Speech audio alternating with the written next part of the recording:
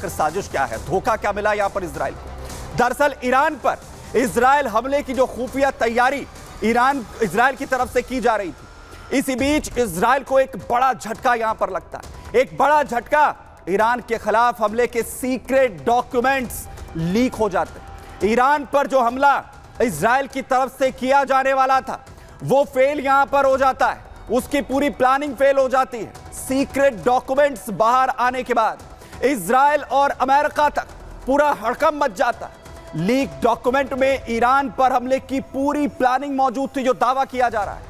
Middle east Spectator इस नाम का एक टेलीग्राम अकाउंट है, इनसे इन सीक्रेट डॉक्यूमेंट्स को रिलीज किया जाता है। लीक हुए इन सीक्रेट डॉक्यूमेंट्स पर टॉप सीक्रेट लिखा हुआ है। दावा है कि ये वही डॉक्यूमेंट्स है प्लानिंग की जो इजराइल की तरफ से की गई थी। अमेरिका और फाइव आइज जो कि सहयोगी देश हैं, सिर्फ उन्हीं के पास ये अथॉरिटी थी कि वो इन डॉक्यूमेंट्स को देख सकें कि कैसा हमला इजराइल करेगा ईरान पर। इसमें ऑस्ट्रेलिया शामिल है, कनाडा इसमें शामिल है, न्यूजीलैंड इसमें शामिल है और ब्रिटेन, अमेरिका समेत ये वो देश थे जो सिर्फ इन डॉक्यूमेंट्स को एक्सेस कर सकते थे। लीक हुए ये डॉक्यूमेंट्स बेहद गोपनीय तरीके से रखे गए थे, कोई और इन्हें एक्सेस नहीं कर सकता था इन फाइव आइज देशों के अलावा। अमेरिकी मीडिया ने लीक होने को लेकर बेहद चिंताजनक बताया, जिस तरीके से डॉक्यूमेंट जो है पब्लिक डोमेन में आ गए। अब सीक्रेट डॉक्यूमेंट लीक होने के बाद जांच की बात कही जा रही कि जांच इसकी की जाएगी, ये सीक्रेट डॉक्यूमेंट आखिर कैसे लीक हुए ये किसी को नहीं पता है, कैसे ये पब्लिक डोमेन के अंदर डॉक्यूमेंट्स यहां पर पहुंच जाते हैं। लेकिन सबसे बड़ा सवाल यह है कि क्या अब स्ट्रैटेजी यहां पर अब बनाई जाएगी इजराइल की तरफ से, क्या अब दूसरी प्लानिंग यहां पर तैयार होगी, क्योंकि ये वो सीक्रेट डॉक्यूमेंट्स हैं जो ईरान के खिलाफ दावा जो किया जा रहा है, इसी के तहत पूरी प्लानिंग की जा रही थी, जिसमें दावा ये कि तारीख तक मुकर्रर यहां पर कर ली गई थी। तारीख तक इसमें बताई गई कि आखिर कैसे बड़ा हमला किन किन हथियारों के जरिए किस वक्त में कहां कहां पर किया जाएगा, और साथ ही इस हमले को लेकर पूरी तैयारी हो चुकी थी। लेकिन इन डॉक्यूमेंट्स में क्या क्या मेंशन किया गया, क्या क्या इन डॉक्यूमेंट्स के अंदर लिखा हुआ है, जिसके जरिए पूरा पता चलता है, जो दावा किया जा रहा है कि यही वो डॉक्यूमेंट्स हैं जिसमें पूरी प्लानिंग नेतन्याहू ने लिखी हुई थी। लीक दस्तावेजों में क्या क्या है ईरान के खिलाफ, ये लीक सीक्रेट डॉक्यूमेंट्स जिनकी पूरी रिपोर्ट सामने आई। ईरान के खिलाफ इजराइल आखिर किस तरीके की तैयारी कर रहा था, पूरी दुनिया जानना चाहती थी कि जब हमला होगा तो कैसा हमला होगा। दस्तावेजों में गोला बारूद इधर से उधर यानी डिप्लॉयमेंट की जानकारी है कि आखिर कहां से कहां सारे जो हथियार है वो डिप्लॉय किए जाएंगे। हवा से लेकर ग्राउंड तक सतह पर मार करने वाली जो मिसाइलें हैं उनकी जानकारी लिखी हुई है। लंबी दूरी की रॉक्स मिसाइलें जिनका जिक्र किया गया है। इजरायली वायुसेना के अभ्यास की एक्सरसाइज की जानकारी दी गई है, कैसे तमाम फोर्सेस का डिप्लॉयमेंट यहां इजराइल करेगा। वहीं इजराइल के पास जो न्यूक्लियर हथियार हैं उनके होने के भी, परमाणु हथियारों के होने का भी दावा यहां पर किया जा रहा है। दरअसल इजराइल ने कभी भी इस बात की पुष्टि नहीं की, वो हमेशा इस बात से इनकार करता रहा है, कभी उसने कंफर्मेशन नहीं दिया है कि उसके पास इस तरीके के कोई भी हथियार यहां पर हैं। लेकिन बड़ी बात यह है कि जब ये डॉक्यूमेंट्स पब्लिक डोमेन में आ जाते हैं तो सुरक्षा को लेकर सवाल यहां पर खड़े हो जाते हैं। वहीं आप देखिए ये डॉक्यूमेंट जो एक टेलीग्राम चैनल की तरफ से रिवील किए जाते हैं ईरान के खिलाफ पुलिस स्ट्रैटेजी के, उसमें क्या क्या लिखा हुआ है। उसमें लिखा हुआ है कि आखिर लॉन्ग रेंज की जो मिसाइलें होंगी उन्हें आखिर कैसे इस्तेमाल किया जाएगा, किस रेंज तक की मिसाइलों का इस्तेमाल होगा, जिसमें रॉक्स ALBB हैंडलिंग मिसाइलें उनका जिक्र किया गया है, जिनके इस्तेमाल करने की बात यहां पर हो रही है। प्रिसिशन गाइडेड जिनका जिक्र यहां पर जो है वो किया जा रहा है। साथ ही इसमें एयर डिफेंस हो, ग्राउंड फोर्सेस हो, नेवी हो या फिर एयर से लेकर स्पेशल फोर्सेस के इस्तेमाल का जो जिक्र है वो भी इसमें किया गया है। यानी स्पेशल फोर्सेस जब इस पूरे हमले को अंजाम दिया जाएगा, दावा यह है इन सीक्रेट डॉक्यूमेंट्स के जरिए कि आखिर कैसे पूरा डिप्लॉयमेंट होगा, और साथ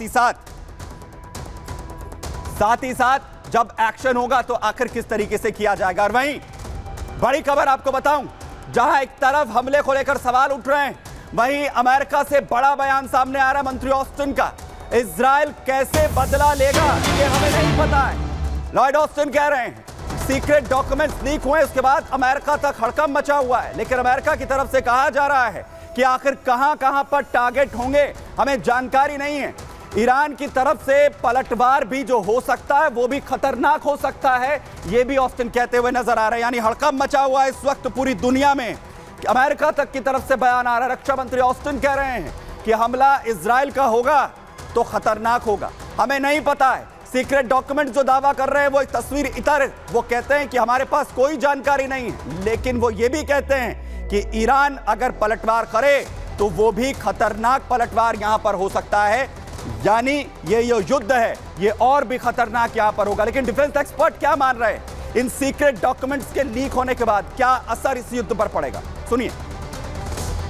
ऐसी रिपोर्ट्स हैं कि यूनाइटेड स्टेट्स ऑफ अमेरिका के रक्षा विभाग पेंटागन से इजराइल के द्वारा ईरान पर की जाने वाली एक संभावित कार्रवाई से संबंधित खुफिया जानकारी लीक हो गई है और इस संदर्भ में पेंटागन ने एक इन्वेस्टिगेशन शुरू किया है। लेकिन एक बात बिल्कुल स्पष्ट है कि यूनाइटेड स्टेट्स ऑफ अमेरिका और इजराइल ईरान के विरुद्ध की जाने वाली एक बड़ी कार्रवाई को क्लोजली कोऑर्डिनेट कर रहे हैं। दोनों के बीच का एक गहरा कोलैबोरेशन है और United states of America Israel के साथ पूरी तरीके से उसके इस ऑपरेशन में कोऑपरेट और कोऑर्डिनेट कर रहा है। और ये बिल्कुल स्पष्ट है कि ईरान के ऊपर इजराइल के द्वारा आने वाले समय में एक बड़ी कार्रवाई अपेक्षित है। ये भी संभव हो सकता है कि ये कार्रवाई अमेरिका के राष्ट्रपति चुनाव 5 नवंबर को जो है उसके बाद भी हो सकती है। भले ही दावा ये किया जा रहा हो कि नेतन्याहू का जो प्लान है वो फेल हो चुका है, जो प्लान उनकी तरफ से एक्सेस किया जाना था, लेकिन नया प्लान क्या कैबिनेट में तैयार नेतन्याहू ने कर लिया है। दरअसल ईरान पर हमले का इजराइल ने अपना प्लान बदल दिया है। मीटिंग में फैसला हो चुका है, नेतन्याहू की मौजूदगी में सुरक्षा कैबिनेट की बैठक हुई। दरअसल ईरान पर हमले को लेकर सिक्योरिटी कैबिनेट में मंथन हुआ है। वहीं आपको बताएं कि सिक्योरिटी कैबिनेट में नेक्स्ट स्टेप आखिर क्या उठाना है इसे लेकर फैसला हुआ है। इजरायली पीएम नेतन्याहू की मौजूदगी में दरअसल कई घंटों तक यह मीटिंग हुई। इजरायली डिफेंस फोर्स हेडक्वार्टर में नया वॉर प्लान तैयार कर लिया गया है। बदलते हुए हालात को देखकर नया प्लान तैयार किया गया है। अमेरिका से इजरायली प्लान के खुफिया दस्तावेज दरअसल लीक होने का दावा किया गया था और अब नेतन्याहू भड़के हुए हैं।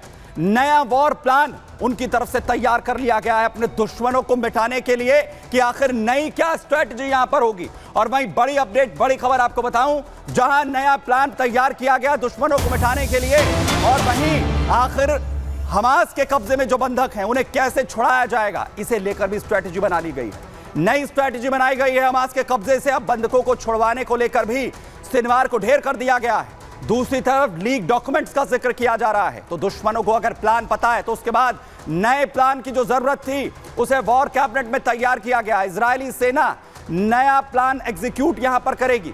शनिवार मारा गया तो अब क्या बंधक रिहा होंगे, इसके लिए नई स्ट्रैटेजी के साथ नई प्लानिंग यहां पर इजरायल की तरफ से की जा रही है। बंधकों को छुड़ाने का पूरा प्लान यहां तैयार किया गया नेतन्याहू की तरफ से। और सबसे बड़ी बात यह कि आखिर इस नए प्लान के तहत आखिर किस तरीके से जो एग्जीक्यूशन है वो यहां पर होगा। अब पूरी दुनिया की निगाहें इस पर टिक गई हैं और क्या अमेरिका के साथ अपने इस प्लान को भी जो साझा है वो अमेरिका के साथ इजराइल क्या करता हुआ नजर आएगा। दरअसल जो हालात इस वक्त मिडिल ईस्ट में बने, जिसमें शनिवार को ढेर कर दिया गया, उसके बाद और दूसरी तरफ दावा कि नए डॉक्यूमेंट्स रिलीज कर दिए गए यहां पर, उसके बाद वॉर कैबिनेट में नए फैसले लेने की बात यहां पर की जा रही है। नई स्ट्रैटेजी जो है वो यहां पर बनाई गई है। उधर भारत और चीन फिर से एलओसी पर पेट्रोलिंग को लेकर सहमत हो गए। विदेश सचिव विक्रम मिस्री ने कहा है कि पिछले कई हफ्तों में हुई चर्चाओं के परिणाम स्वरूप भारत चीन सीमा क्षेत्र में वास्तविक नियंत्रण रेखा पर गश्त पर सहमति बन गई है। विदेश सचिव ने कहा है कि इससे 2020 में इन क्षेत्रों में उत्पन्न हुए मुद्दों का समाधान हो रहा है। समझौतों के तहत देपसांग और डेमचोक में दोनों देशों की सेनाएं अपनी पुरानी जगह पर आ जाएंगी। इसके साथ ही डिसएंगेजमेंट के बाद बफर जोन में भी गश्त का रास्ता साफ हो गया है। और खास बात यह कि महत्वपूर्ण घटनाक्रम प्रधानमंत्री नरेंद्र मोदी के 16वें ब्रिक्स शिखर सम्मेलन के लिए रूस की यात्रा से ठीक पहले हुआ है, जिसमें इन तमाम मुद्दों का जिक्र किया जा रहा है। वह रूस में ब्रिक्स की मीटिंग दरअसल 22 और 23 अक्टूबर को निर्धारित है। उससे पहले यह बड़ा फैसला यहां पर लिया गया। तो हालात जो है मिडिल ईस्ट में भले ही तनावपूर्ण बनते हुए दिख रहे हो, लेकिन भारत चीन के साथ अपने तमाम रिश्तों को लेकर एक निर्णायक मोड़ पर पहुंचता हुआ नजर आ रहा है। संग्राम में आज के लिए इतना ही, दीजिए इजाजत।